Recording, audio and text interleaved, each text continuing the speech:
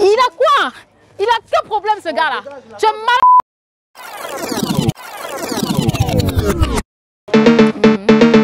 Ah, oui, d'accord, ça marche, pas de problème. Ça marche. Il a quoi? Il a quel problème ce gars-là? Regardez-moi ça. Il est comment même? Vilain. T'as quoi? Aïe. Ma soeur, on dit quoi? Comment tu vas? Regardez comment je tremble. Tu m'as l'air en colère. Mais attends, il est malade ce type, il vient, il me cogne l'épaule et puis il s'en va sans s'excuser. Mais tu connais la jeune d'aujourd'hui, non? Oh, tu sais qu'elle a quel est son problème? Jusqu'à mon habit est quitté. C'est qu'elle a fait ça. Merci ma soeur. Tu vas bien? Oui, ça va. Oh. D'accord, on sait pas la. D'accord. Faut te calmer. Vraiment. Certains d'entre nous ont perdu la tête lors d'une grosse dispute familiale ou pendant que nous étions coincés dans les embouteillages sur le chemin du travail. Être énervé de temps à autre arrive à la plupart d'entre nous et c'est quelque chose de normal. Mais si vos épisodes de colère se répètent régulièrement, cela peut devenir un problème. C'est pourquoi nous vous invitons dans ce podcast à découvrir comment contrôler la colère. D'ailleurs, le coach Loba Dieudonné nous attend au studio. Il nous dira tout. On y va.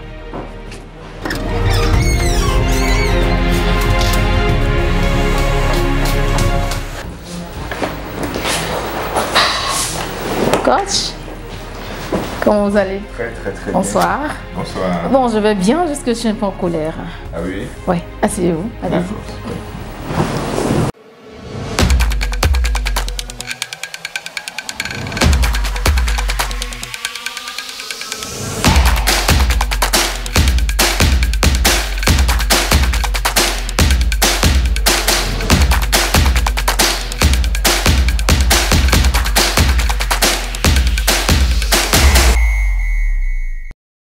Alors, c'est tout un plaisir d'être en votre compagnie ce jour. Merci de votre aimable fidélité. Coach, encore bienvenue.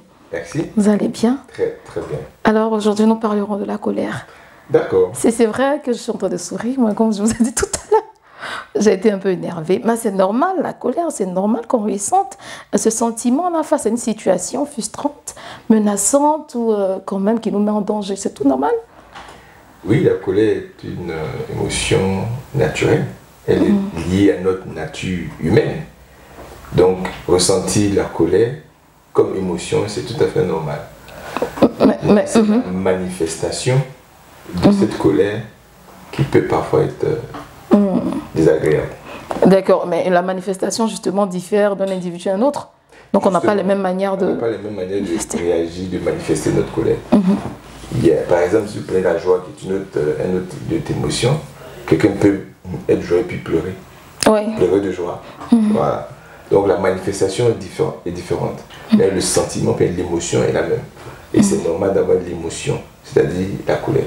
Donc si c'est normal quand on est en colère, mais à quel moment ça devient problématique? Vous avez parlé des comportements, mais on va avoir un peu plus de détails. Oui, l'émotion est naturelle, mais la réaction ou la manifestation que l'on peut avoir à la suite de cette émotion, qui porte en même temps le nom, parce que l'émotion s'appelle la colère, et la manifestation aussi s'appelle la colère. Donc il faut faire une Il y a une nuance? Oui, parce que... D'accord, c'est quoi? À quel niveau?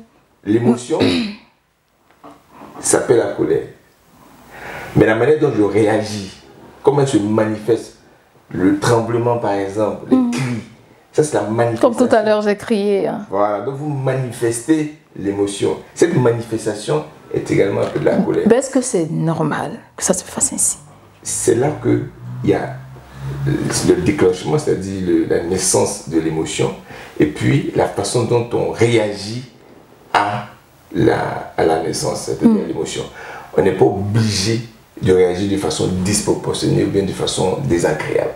On n'est pas obligé. Il faut apprendre à maîtriser ses émotions. Il faut apprendre à maîtriser sa colère. Parce que si on ne maîtrise pas sa colère, elle peut nous emporter. Elle peut nous amener à faire des choses que nous allons probablement regretter. Donc c'est là où se trouve le problème. C'est là où se trouve le problème. Le gros travail, c'est à ce niveau, maîtriser. Se maîtriser face à cette émotion. Mais comment savoir si j'ai un problème de gestion de colère? La gestion de la colère, c'est une activité de tous les jours, pratiquement tous les jours, on se met en colère. Donc chacun doit pouvoir savoir comment il réagit quand il se trouve dans une situation qui génère la colère.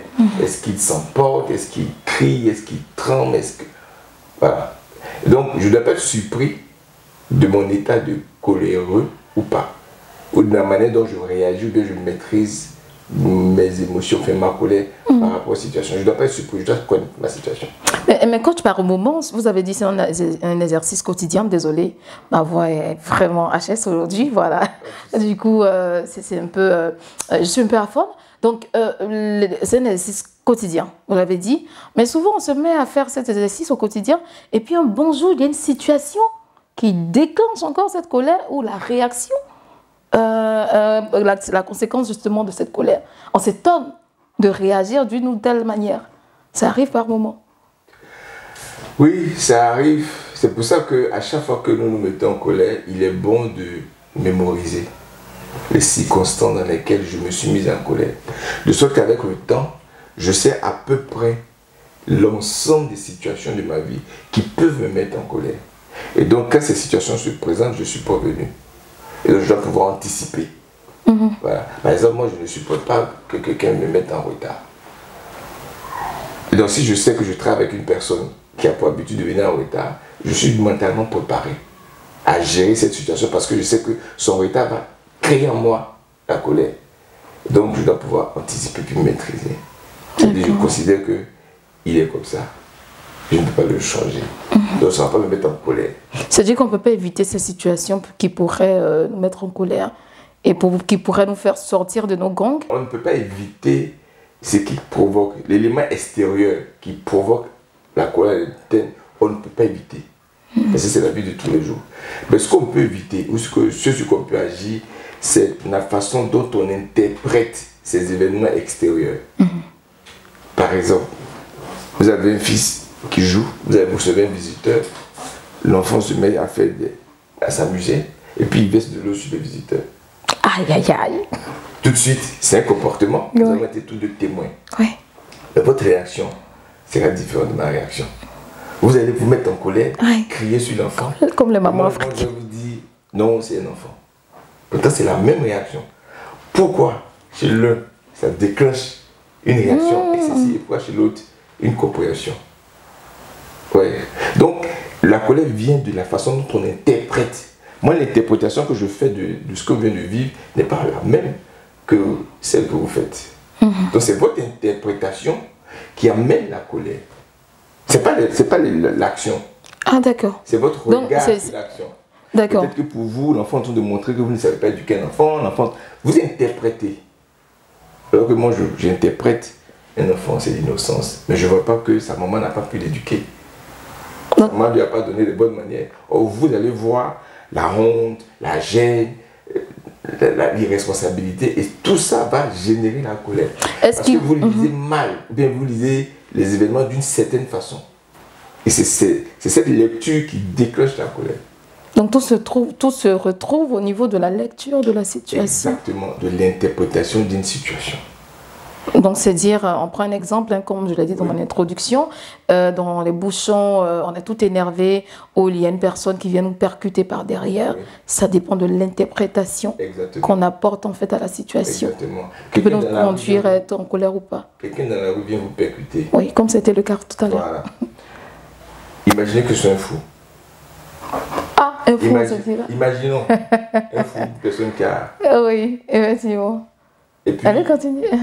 Est-ce que vous allez réagir de la même manière? Non. Une personne folle, je dirais, bon, c'est du fait de la folie, donc on laisse passer. Donc c'est l'interprétation. Peut-être qu'elle vous a cogné. Donc pourquoi est-ce que quand c'est un fou, vous t'interprétez de toute façon? Le fait c'est que vous a cogné. Elle vous a mis mal à l'aise. Donc je pense qu'il faut réussir à interpréter la situation de façon à éviter de tomber en colère. Même si ce n'est pas une personne folle. Donc vous dites peut-être que cette personne a des soucis. Ce qu'elle n'est pas concentrée. Donc vous dites qu'elle m'a cogné mais elle n'a pas fait exprès. Donc si vous dites ces choses-là, vous aurez difficilement du mal à vous mettre en colère. Mais si vous dites que c'est une personne irresponsable, une personne qui ne fait pas attention, naturellement vous allez vous mettre en colère. Donc c'est l'interprétation de ce que nous vivons qui nous amène à nous mettre en colère ou pas. Donc il faut apprendre à interpréter positivement les situations que nous vivons. Ça nous permet de gérer ou de maîtriser la colère. Et positivement veut dire que je dois donner raison à la personne? Vous devez voir le côté positif dans ce qui est arrivé de négatif. Ok. Par exemple, on est dans un pays où, bon, c'est pas le cas, mais le président s'est vêtu à multiplier ses mandats au pouvoir. Il renouvelle la constitution puis se met au pouvoir. Plusieurs cycles. Ça peut vous énerver. Parce que vous trouvez que c'est pas normal. Vous trouvez qu'il y a l'injustice. Mais moi, je peux lire la même scène autrement. Autrement. Je me dis, je le plains. Consacrer toute sa vie à une nation. Mourir au pouvoir. Quelle tristesse. Donc je peux interpréter cette situation non pas en accablant l'autre, mais en le plaignant. Si je le plains, je ne peux pas me mettre en colère. Au contraire, je vais avoir la passion, la compassion pour lui. D'accord. Donc vous avez la compassion, mais en même temps, lorsque vous...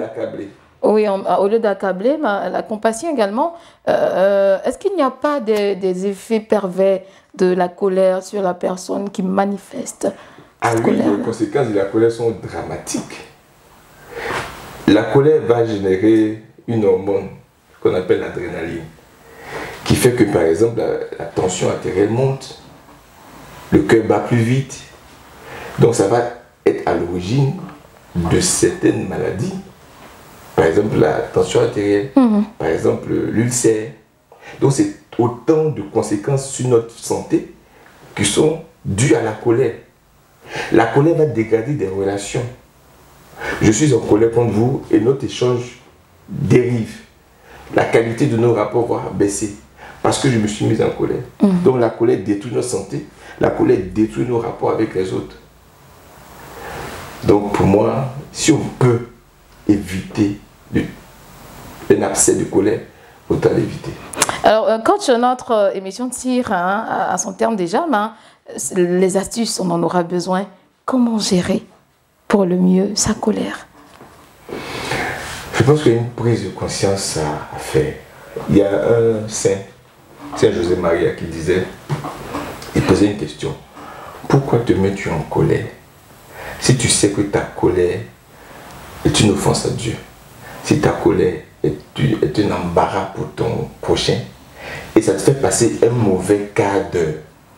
Et si après tout ça, tu dois te calmer, à quoi sert-il de se mettre en colère? Donc finalement, on se rend compte que la colère dure un instant, mais ses effets négatifs durent longtemps. Donc ça, le jeu n'en vaut pas la chandelle. Ça ne sert pas à grand chose ou à rien du tout de se mettre en colère. Pour lutter contre la colère, par exemple, si je me mets en colère, j'ai besoin de sortir, de m'aérer. Respirer, s'aérer, faire du sport sont des moyens pour évacuer certaines tensions, sont des moyens pour lutter contre le stress. De ne pas culpabiliser les autres, de ne pas les accabler. Il a fait une chose, je ne cherche pas à l'accabler, je cherche à comprendre. Du coup, si je cherche à comprendre, j'aurais du mal à me mettre en colère. Parce que je ne l'accuse pas, je ne l'accable pas. J'essaie de, avec pas de la sympathie, mais de l'empathie. Du coup, j'évite les conditions de création ou de naissance de la colère. Et quand on voit les conséquences de la colère sur notre santé et sur nos rapports, je pense que c'est vraiment une raison pour apprendre à se maîtriser, à garder son sang-froid en toutes circonstances. En tout cas, et puis il faut retenir avec vous, comme vous l'avez dit, c'est un exercice quotidien. Tout à fait. Il faut s'exercer tout le temps. Vous voyez arriver. Avec la pratique et l'expérience qu'on arrive à gérer et à maîtriser notre colère. Ça, c'est sûr. Merci, coach. Là, je ne suis plus en colère parce que je vous ai écouté méticuleusement. Merci beaucoup. C'est un plaisir. Alors, merci à vous, chers internautes, de nous avoir suivis. C'est tant mieux, je ne suis plus en colère. S'il vous plaît, gérez vos colères pour amoindrir les dégâts. Portez-vous bien, likez, partagez. Abonnez-vous. Big up à vous.